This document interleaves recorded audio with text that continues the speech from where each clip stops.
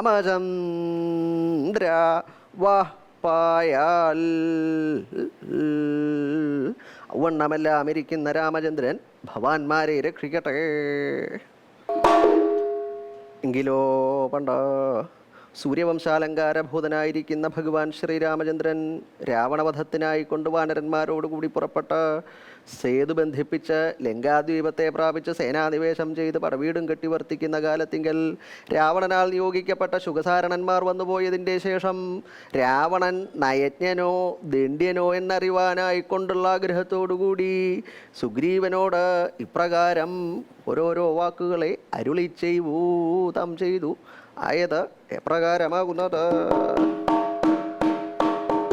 ദൂതോ ഗച്ഛതു ബുദ്ധിദാന നിപുണ പുത്രോംഗദോ ബാലിന പൗലസ്ത്യസ്യ ഹിതം ബ്രവീതു സഹസാ സീതാം പരിത്യജ്യതാം.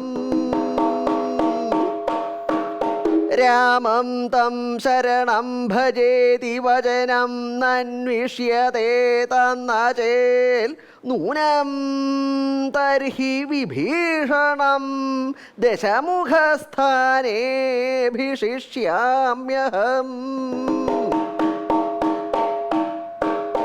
ദൂത ഗച്ഛതു, ഒരു ദൂതൻ ഗമിക്കട്ടെ. അല്ലേ വാനരചക്രവർത്തിയായിട്ടുള്ളവേ സുഗ്രീവൻ രാവണൻ്റെ സമീപത്തേക്ക് ഒരു ദൂതനെ പറഞ്ഞയക്കണം. എന്താ സുഗ്രീവൻ വിചാരിക്കണത്? ഞാൻ വാക്കിന് വ്യവസ്ഥയില്ലാത്ത ഒരുത്തനാണ്, അങ്ങനെയല്ലേ വിചാരിക്കണത്? അപ്പോൾ അതെന്താ എന്നാണെങ്കിൽ ഇന്നലെ എന്താ പറഞ്ഞത്? നാളെ പ്രഭാതമായി കഴിഞ്ഞാൽ യുദ്ധം അങ്ങോട്ട് തുടങ്ങാം, രാക്ഷസന്മാരോടുകൂടി യുദ്ധം ആരംഭിക്കാം എന്നല്ലേ പറഞ്ഞത്? അത് കണക്കാക്കിയിട്ടാണ് ഈ വാനര സൈന്യം മുഴുവൻ ഇപ്പോൾ ഇവിടെ ഇരിക്കണതേ. യുദ്ധം എന്ന് പറഞ്ഞാൽ ഒരുവിധ ആളുകൾക്കൊക്കെ രസമുള്ളതാ, പ്രത്യേകിച്ച് കുറേ കാലമായിട്ട് വെറുതെ ഇരിക്കുന്ന ആളുകൾ. നാളെ അങ്ങോട്ട് യുദ്ധം അങ്ങോട്ട് തുടങ്ങാമെന്ന് പറഞ്ഞപ്പോൾ തന്നെ രസമായി. അപ്പം നാളെ അങ്ങോട്ട് യുദ്ധമുണ്ട്, എടോ യുദ്ധമുണ്ട് എന്ന് പറഞ്ഞ് സന്തോഷമായിട്ടിരിക്കുക അവരെല്ലാവരും. അങ്ങനെ ഇരിക്കുമ്പോൾ ഇതെന്താ ഇപ്പം ഇങ്ങനെ പറയാൻ? യുദ്ധം തുടങ്ങാൻ വരട്ടെ, രാവണൻ്റെ സമീപത്തേക്ക് ഒരു ദൂതനെ പറഞ്ഞേക്കാണ് വേണ്ടത് എന്ന് പറയണത് എന്താ? എനിക്ക് വാക്കിന് വ്യവസ്ഥയില്ലാത്തതുകൊണ്ടാവും. ഇനി അതല്ലെങ്കിൽ രാവണനെ പറ്റി ആലോചിച്ച് ഭയം തുടങ്ങിയിട്ടുണ്ടാവും അല്ലേ? എന്നാ സുഗ്രീവ അത് രണ്ടുമല്ല. ഞാൻ എന്താ അങ്ങനെ പറഞ്ഞത് എന്നാണെങ്കിൽ, ലങ്കയിലത്തെ ഒരു സ്ഥിതിയിൽ ഇന്നലെ രാത്രികാലത്തിങ്കൽ ഞാൻ ഈ പർവ്വതത്തിൻ്റെ ഉപരിഭാഗത്തിങ്കൽ കയറി നിന്ന് ലങ്കാരാജധാനി മുഴുവൻ കണ്ടപ്പോ ഇവിടുത്തെ ജനങ്ങളുടെ സൗഭാഗ്യം ഐശ്വര്യം എത്ര ഉണ്ടെന്ന് എനിക്ക് ബോധ്യമായി. അങ്ങനെ ബോധ്യപ്പെട്ടോണ്ടാ. ഇത് മാത്രമല്ല, എന്താ വെച്ചാൽ യുദ്ധം അങ്ങോട്ട് തുടങ്ങിയാൽ ഈ സാധാരണക്കാരാണ് ക്ലേശിക്ക്. ഇവരാരും എനിക്ക് വിരോധം ചെയ്തിട്ടില്ല, രാവണനാണ് എനിക്ക് വിരോധം ചെയ്തിട്ടുള്ളത്. പക്ഷേ ഒരു യുദ്ധം തുടങ്ങുമ്പോൾ രാവണനെ ആദ്യം എനിക്ക് ശിക്ഷിക്കാൻ പറ്റില്ല, രാവണൻ്റെ കഥ കഴിക്കാൻ പറ്റില്ല. ആദ്യ യുദ്ധത്തിന് വരാരാ? ഒരു സമരത്തിന് പോകുമ്പോൾ ആദ്യം വരിക മുമ്പിൽ പോണതാരാ? ഈ നിരപരാധികളാവും, ഒരു കഥയില്ലാത്തവരാവും.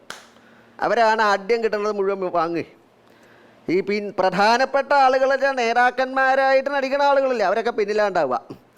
അവർക്ക് സാമാന്യം പോലെ എന്തെങ്കിലും കിട്ടണമെങ്കിൽ കുറച്ച് ദിവസം കഴിയണം. ആദ്യം ഈ മുമ്പിൽ പോണവർക്കാണ് കിട്ടുകയാണ്. അപ്പോൾ ഈ നിരപരാധികളുടെ കഥ കഴിച്ചാൽ മാത്രമേ എനിക്ക് രാവണൻ്റെ കഥ കഴിക്കാൻ പറ്റുള്ളൂ. അപ്പോൾ ഈ നിരപരാധികളുടെ കഥ കഴിച്ചാൽ മാത്രമേ എനിക്ക് രാവണൻ്റെ കഥ കഴിക്കാൻ പറ്റുള്ളൂ. അതുമാത്രമല്ല സുഗ്രീവ, ജനാപവാദം അങ്ങനെ ഉണ്ടാവും. ഏത് കാര്യത്തിലും ജനങ്ങൾക്ക് പല അഭിപ്രായങ്ങളുണ്ടാവും. പ്രത്യേകിച്ച് ഈ പല ദിക്കിലുണ്ടാവും ഈ പരദൂഷണക്കാരെന്ന് പറഞ്ഞ നടക്കുന്ന ചില ആളുകളുണ്ടല്ലോ. പക്ഷെ വേറെ ഒരു പ്രവൃത്തിയില്ല, എവിടെയെങ്കിലൊക്കെ ഇങ്ങനെ കൂടിയിരിക്കുക, മറ്റവൻ്റെ ദൂഷ്യങ്ങളിങ്ങനെ പറയുക, ഇതൊക്കെയാണ് അവരുടെ പ്രധാന പ്രവൃത്തി. അങ്ങനെയുള്ള ചില ആളുകളൊക്കെ ഉണ്ടാവും. ഇപ്പം എവിടുന്നാ വരണത്? ലോകവർത്തമാനങ്ങളൊക്കെ അറിയണില്ലേ? എന്താ ഇപ്പം വിശേഷിച്ച? അല്ല, ലങ്കയിലത്തെ കഥയൊക്കെ അറിഞ്ഞില്ലേ? എന്താടോ, എന്താ ലങ്കയിൽ പോയി?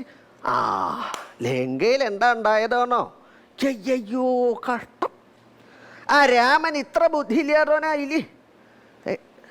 ഇതെന്താടോ രാമന് ബുദ്ധിയില്ല എന്ന് പറയാൻ? രാമന് ബുദ്ധിയില്ലാത്തതുകൊണ്ട് തന്നെ, ബുദ്ധിയില്ലാത്തതുകൊണ്ടാണ് ബുദ്ധിയില്ലാത്തവനാണ് പറഞ്ഞത്. എടോ, ആ രാമൻ ചെയ്തത് നന്നായോ? രാവണനെയും രാക്ഷസ വംശത്തെ ഇല്ലാണ്ടാക്കിയില്ലേ? എന്തിനു വേണ്ടിയിട്ടാ? ഒരു സ്ത്രീക്ക് വേണ്ടിയിട്ട് രാക്ഷസ വംശത്തിൻ്റെ കഥ കഴിച്ചു. നന്നോ? എടോ, അങ്ങനെ ഒരു സ്ത്രീക്ക് വേണ്ടിയിട്ട് ചെയ്തതൊന്നല്ല. ആ സ്ത്രീ സീത ആരാ? രാമൻ്റെ ഭാര്യയല്ലേ? അവനവൻ്റെ ഭാര്യയെ ഒരാൾ പിടിച്ചു വലിച്ചുകൊണ്ട് പോയാൽ ആർക്കാ സന്തോഷമാവുക? തനിക്ക് സന്തോഷമാവുമോ? നന്നായി, ആരെങ്കിലും ഒന്ന് കൊണ്ടുപോകണമല്ലോ എന്ന് വിചാരിച്ചിരിക്കുന്നു. അപ്പോൾ അവന് തോന്നിയല്ലോ. അങ്ങനെ ആരും വിചാരിക്കില്ല. ഇനി എത്ര കൊള്ളരുതാത്തോളാണെങ്കിലും അവനവൻ്റെ ഭാര്യയെ പിടിച്ചു വലിച്ചുകൊണ്ട് പോകുമ്പോൾ ആരായാലും ഒന്ന് ചോദിക്കും അല്ലേ?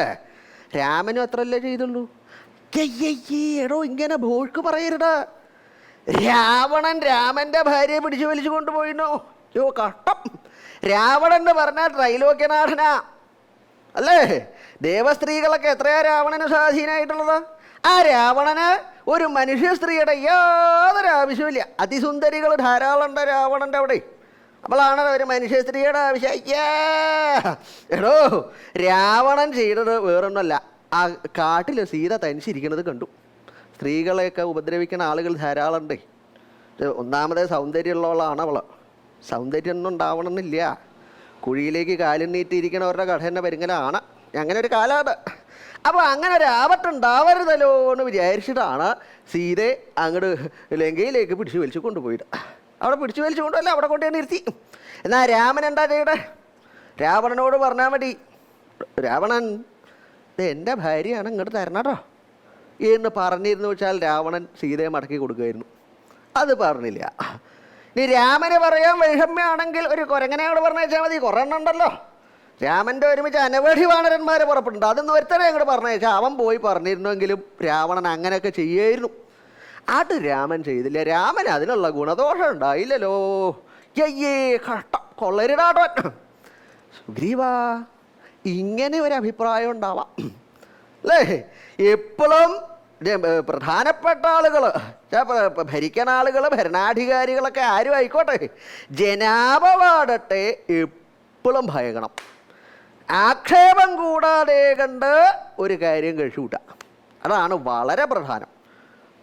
അതുകൊണ്ടാണ് പറയണത് ദൂത ഗച്ഛതു, രാവണൻ്റെ സമീപത്തേക്ക് ഒരു ദൂതനെ പറഞ്ഞയക്കണം.